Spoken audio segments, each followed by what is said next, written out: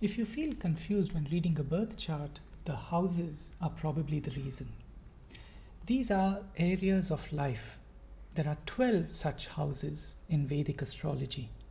And in this program, I explain to you what these houses are all about, including the astronomy of the house, different house systems, what each house represents, how to experience each house in your life, to get a thorough understanding of these houses before you start interpreting a birth chart.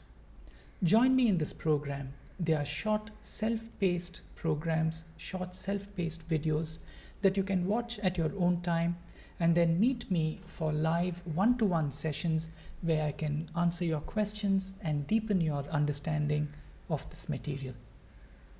I hope to see you in this program.